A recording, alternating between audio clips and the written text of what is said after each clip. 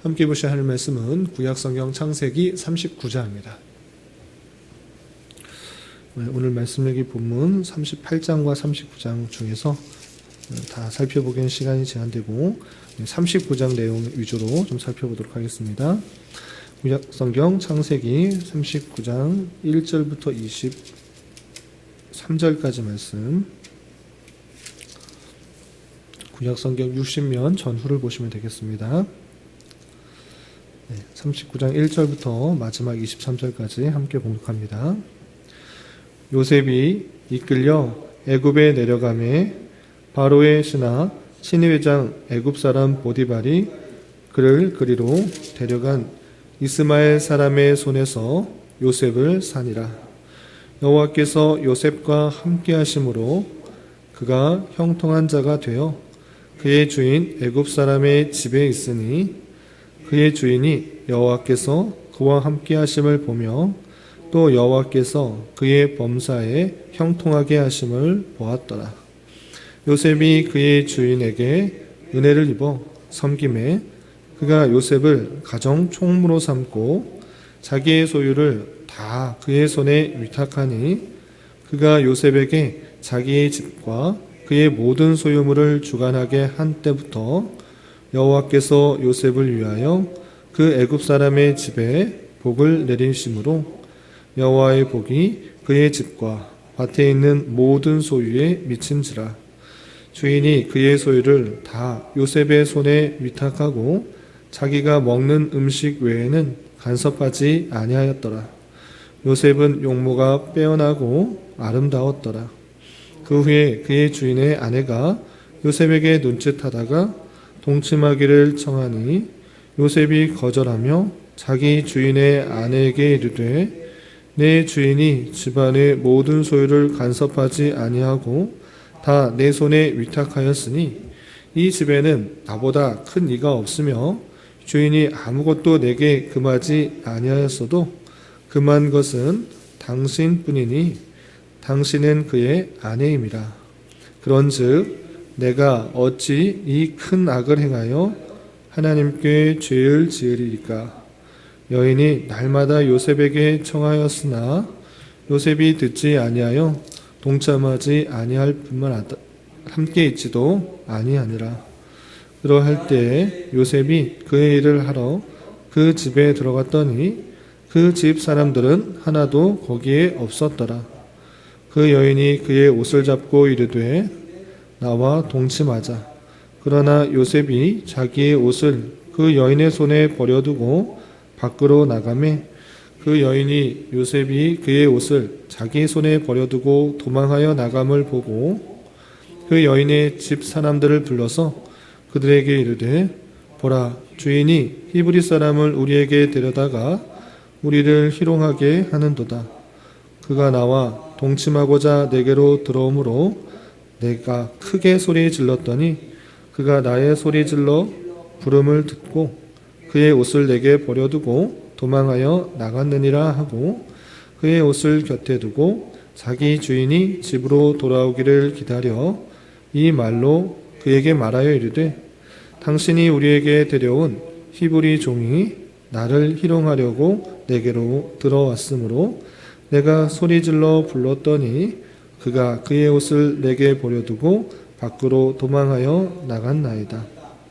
그의 주인이 자기 아내가 자기에게 이르기를 당신의 종이 내게 이같이 행하였다 하는 말을 듣고 심히 노한지라. 이에 요셉의 주인이 그를 잡아 옥에 가두니 그 옥은 왕의 죄수를 가두는 곳이었더라. 요셉이 옥에 갇혔으나 여호와께서 요셉과 함께 하시고 그에게 인자를 더하사 간수장에게 은혜를 받게 하시매 간수장이 옥중 죄수를 다 요셉의 손에 맡김으로 그 재반 사물을 요셉이 처리하고 간수장은 그의 손에 맡긴 것을 무엇이든지 살펴보지 아니하였으니 이는 여호와께서 요셉과 함께 하심이라. 여호와께서 그를 범사에 형통하게 하셨더라. 아멘. 네, 감사합니다. 오늘 말씀 읽기 본문은 창세기 39장입니다. 우리가 어제 살펴봤던 창세기 36장과 37장에서는 에서의 족보뿐만 아니라 야곱의 아들 중에 요셉이라는 그 아들이 있었는데, 야곱이 요셉을 특별히 사랑함으로 그 나머지 형들로부터 많은 시기와 질투를 받아서, 특별히 요셉이 꾼 꿈으로 인하여서 시기 질투를 받아 형들에 의해서 미디안 상인에게 팔려가는 그 장면을 살펴볼 수 있었습니다. 그래서 야곱의 아들 중에 요셉이 형들에게 팔려서 애굽으로 이동하는 장면이 오늘 읽었던 39장에서 나오는데, 애굽에서 있었던 그 노예 생활이 그려져 있는데, 그 내용을 살펴보기 전에 38장에서는 그 앞뒷 문맥과 다르게 또 독특한 그런 이야기가 나옵니다. 요셉의 이야기가 37장과 39장에 나오는데, 38장은 어떤 내용이 나오는가 나올 때 야곱의 아들 중 유다의 이야기가 나옵니다. 야곱의 아들 유다의 이야기가 왜 나오는가 라고 할 때, 유다를 통해서 약속하신 메시아가 나오는 그 계보가 이어지기 때문에 그 계보를 잠깐 설명하게 됩니다. 어떤 일이 있었는가? 야곱의 아들 유다는 네 번째 아들인데, 그 유다는 그 가나안 사람들과 결혼을 하게 됩니다. 가나안 사람과 결혼을 해서 두 아들을 낳게 되는데, 이 첫째 아들이 결혼을 해서, 첫째 아들도 마찬가지로 가나안 사람과 결혼을 하게 됩니다. 그런데 그 첫째 아들도 하나님의 진노를 받아서 죽게 되어서 이 첫째 며느리는 아기를 낳지 못했습니다. 그래서 아이를 낳지 못해서 히브리 전통에 의해서 그 동생에게 아이를 낳게 하기 위해서 동침하고자 했으나, 그 동생이 그 형수에게 동침하는 것을 거절하자 하나님께서 그 진노로서 그 둘째 아들도 죽이게 되었습니다. 그래서 유다의 며느리였던 이 다말이 자신의 자손 없이 죽게 된, 자손이 없게 된 것을 통하여서 안타까운 나머지 꾀를 썼습니다. 그래서 시아버지 유다에게 동침을 하고 아이를 낳게 하는 그 장면이 나오게 되는데, 이 아이를 낳은 사람의 이름이 누구냐, 아이 이름이 무엇이냐라고 할 때 베레스다라고 밝히고 끝나고 있습니다. 그런데 이 베레스가 누구인가 살펴보면 다름 아니라 예수님의 족보에 나오는 그 베레스인 것입니다. 그러니까 어떻게 보면 예수님의 족보는 참으로 아름다운 족보로, 그 경건한 족보로 이어갔으면 좋겠는데, 그렇지 않은 것들이 그냥 적나라하게 드러나고 있습니다. 이것을 통해서 우리가 무엇을 깨달을 수 있는가라고 할 때, 야곱이 생각했을 때는 자기가 하나님의 놀라운 복을 받고 자신의 자손을 통해서 그 복에 민족이 창대하게 되는 그 복을 받을 것이라 생각했을 때, 야곱은 자기가 사랑하는 요셉을 통해서 그렇게 낳기를 바랐을 것입니다. 특별히 자기가 사랑했던 라헬을 통해서 낳은 아들이 요셉이기 때문에 어렸을 때부터 요셉을 사랑하고 요셉에게 채색옷도 입혀주고 그 요셉을 통해서 자손이 번성하게 되는 그것을 꿈꿨을 것입니다. 그런데 실제적으로는 누굴 통해서 일어나고 있는가?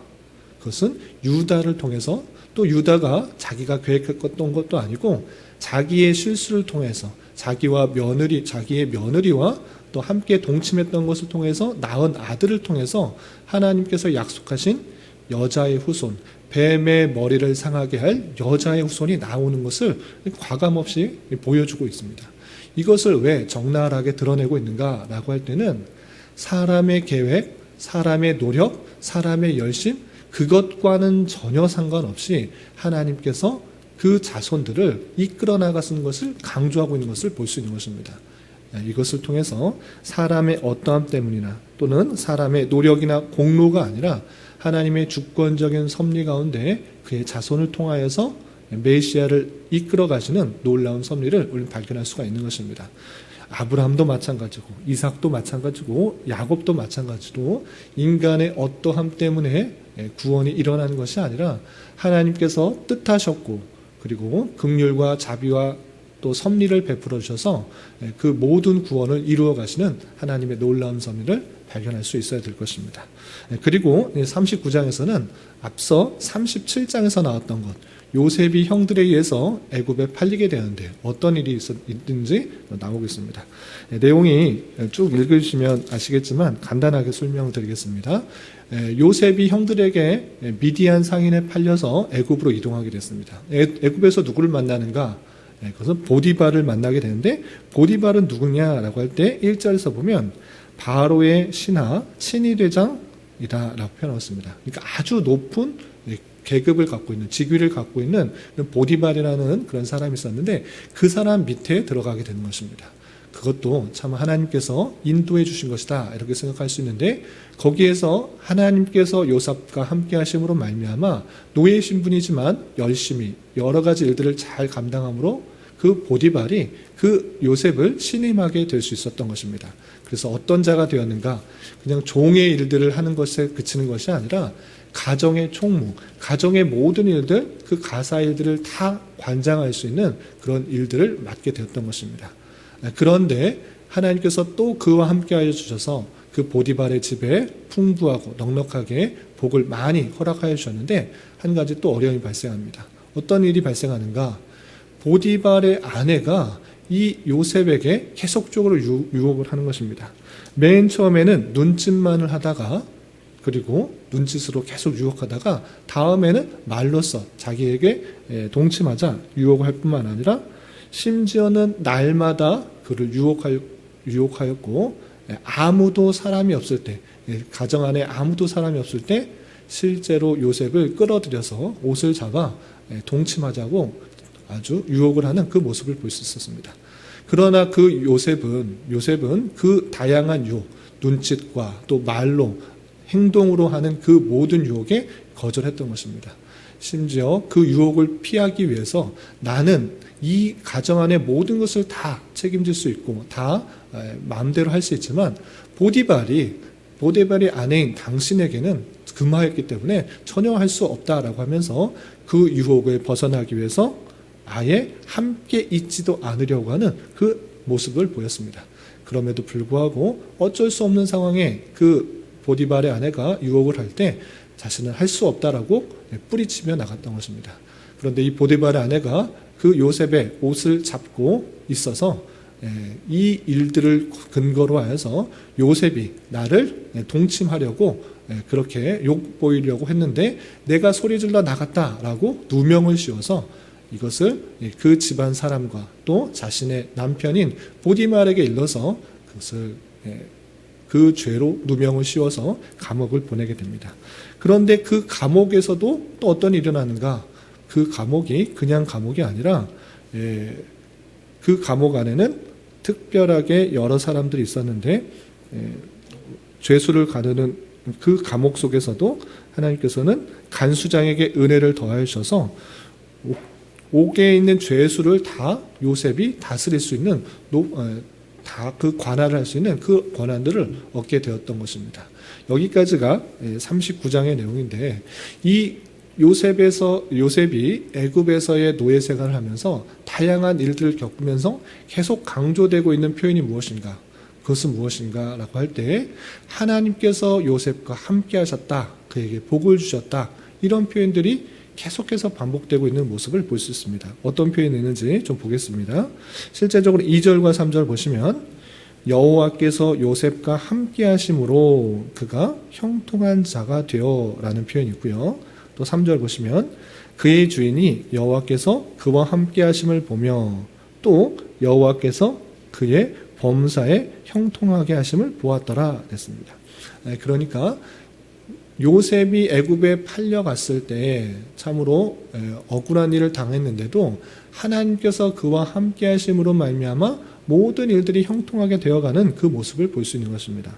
또 거기만 표현되는 것인가? 그렇지 않고 또 5절에는 이런 표현도 있습니다.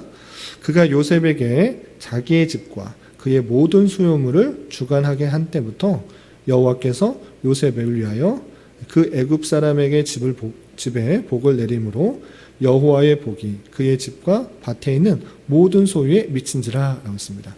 애굽에 팔려와서 하나님께서 그와 함께 하셨다. 그리고 그에게 복을 주셨다. 그러므로 말미암아 가정의 총무가 될 뿐만 아니라 많은 복들이 임하게 되었다라는 그 모습들을 밝히고 있는 것입니다.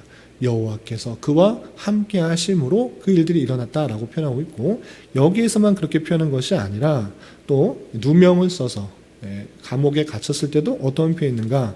21절에 이런 표현이 있습니다. 21절 보시면 여호와께서 요셉과 함께 하시고 그에게 인자를 더하사 간수자에게 은혜를 받게 하심으로, 감옥에 있어서도 하나님께서 요셉과 함께 하였다라는 그런 표현이 있습니다. 또 23절에서도 비슷한 표현이 이렇게 있습니다. 23절 보시면 간수장은 그의 손에 맡긴 것을 무엇이든지 살펴보지 아니하였으니 이는 여호와께서 요셉과 함께 하심이라. 여호와께서 그를 범사에 형통하게 하셨다라고 표현하였습니다. 여기서도 마찬가지로 하나님께서 요셉과 함께 하셨다, 그리고 형통하게 되었다라고 강조하고 있는 것을 볼 수 있습니다. 이를 통해서 우리 깨달을 수 있는 것이 무엇인가 라고 할 때, 하나님께서 함께 하심으로 그 일들이 형통하게 된다라는 것을 볼 수 있습니다. 요셉이 힘을 내어서 또는 열심히 해서 그 일들을 형통하게 이끌어 나간 것이 아니라 하나님께서 그와 함께 하심으로 말미암아 신임을 받게 되고 또 모든 것들이 복을 받게 되는, 그와 그 주변의 것들이 복을 받게 되는 그 놀라운 사실을 발견할 수가 있는 것입니다. 이 말씀을 통해서 우리는 무엇을 깨달을 수 있는가? 우리가 어디서 무엇을 어떻게 하는 것, 물론 중요합니다. 그 일들도 중요하지만 그보다 앞서 생각해야 될 것이 무엇인가? 우리가 정말 여호와와 함께하고 있는가를 늘 생각해야 될 것입니다. 하나님께서 함께 하시지 않으면 내 노력, 내 정성, 내 열심, 내 계획, 그것이 아무런 일이 되지 않을 수 있는 줄 알아야 될 것입니다. 하나님께서 함께 하심을 우리는 믿고 그 말씀 가운데 여러 가지 것들을 계획하고 꿈꾸고 그와 동행하면서 하나님께서 원하시는 일들을 행할 때 하나님께서 여러 가지 형통하게 하고 또 그와 그 주변의 것들에 복을 내리시는 그 모습들을 살펴볼 수 있는 것입니다. 그래서 우리가 어디에서 무엇을 하든지 하나님과 동행하며 하나님께서 주시는 힘으로 하나님의 일들을 하겠다라는 자세로 여러 가지를 감당할 때 형통하게 될 뿐만 아니라 또 우리 주변의 많은 것들이 나를 통하여서 복되게 된다는 그 사실들을 잊지 말아야 될 것입니다. 그리고 한 가지 더 권면을 드리자면 요셉이 그 보디발의 아내의 유혹을 이겨나가는 그 모습들을 살펴볼 수 있었으면 좋겠습니다. 자기가 많은 것들을 할 수 있었기 때문에 어쩌면 아무도 없는 상황 속에서 보디발의 아내의 유혹에 넘어갈 수도 있었을 상황 속에서 요셉은 하나님과 동행함으로 그 일들을 막았을 뿐만 아니라 그 유혹을 벗어나기 위해서 노력하는 모습을 볼 수 있습니다. 어떻게 했는가? 10절 보시면 여인이 날마다 요셉에게 청하였으나 요셉이 듣지 아니하여 동침하지 아니할 뿐더러 함께 있지도 아니하니라 라고 표현하고 있습니다. 날마다 그런 눈짓을 보내고 또 말로 하고 그런 요청들을 했는데 그것을 듣지도 아니하고 함께 있지도 아니하였다라고 표현하고 있는 것입니다. 그 유혹을 벗어나기 위해서 피하려고 하는 노력들이 드러나고 있는 것입니다. 심지어 함께 있으면 계속적으로 눈짓하고 말로 하고 여러 가지 행동으로 향하니까 함께 있지도 않으려고 하는 그 노력들이 있는 것입니다. 이 모습들이 우리가 죄를 짓지 않도록 하는 그런 노력에 도전이 되는 것입니다. 우리가 죄를 지을 수 있는 다양한 상황들이 있을 때 그것을 스스로 이겨낼 수 있다? 그것은 자신을 너무나 과신하는 그런 행동이라 할 수 있는 것입니다. 그런 다양한 유혹에서 이겨나가기 위해서는 그것을 가까이 하지 않는 것, 그것이 최선의 방법인 것입니다. 죄를 지을 수 있는 다양한 상황, 내가 어떤 죄악에 빠지고 하나님께서 싫어하는 그런 일들을 행하기 쉬운 일들이 있을 때 가까이 하면 쉽게 빠지는 줄 알아. 열심히 10번 노력하고 10번 다짐해도 11번째 또 죄를 질 수 있는 그런 상황이 오는 줄 알아. 그것과 멀리하고 그것을 없애하고 그것을 떨어져 있는 그런 행동이 그 죄악을 이길 수 있는 그런 방편이 될 수 있다는 사실을 생각해 봐야 될 것입니다. 이런 노력들로 인하여서 하나님께서 원하시는 그런 일들을 행하기 힘써야 될 것이고 다양한 유혹들로 우리를 죄짓게 하는 그런 것들로부터 이겨나갈 수 있는 그런 방편이 될 수도 있겠다라고 생각이 된 것입니다.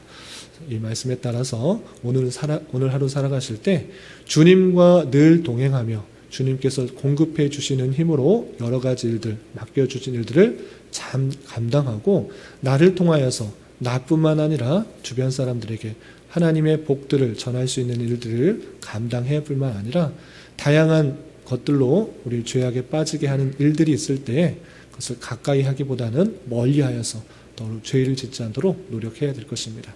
이렇게 오늘 하루 또 남은 한평생 힘있게 살아갈 수 있는 저와 여러분 되시기를 주님의 이름으로 부탁을 드립니다. 기도하겠습니다.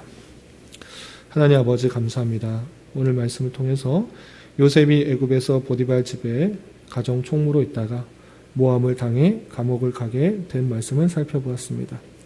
이런 말씀을 대하는 자로서 어디에 있든지 간에 하나님과 늘 함께하려고 하는 삶을 살아가기에 힘쓰게 하여 주시고 그 가운데서 당하게 되는 여러 가지 부당한 대우와 손해가 있을지라도 너무 낭망하고 좌절하는 것이 아니라 하나님께서 성도를 훈련시키시고 연단시키시며 더 필요한 길로 이끄시는 하나님의 섭리 방편임을 알게 하여 주시고 잘 감당할 수 있는 자 되게 하여 주시옵소서.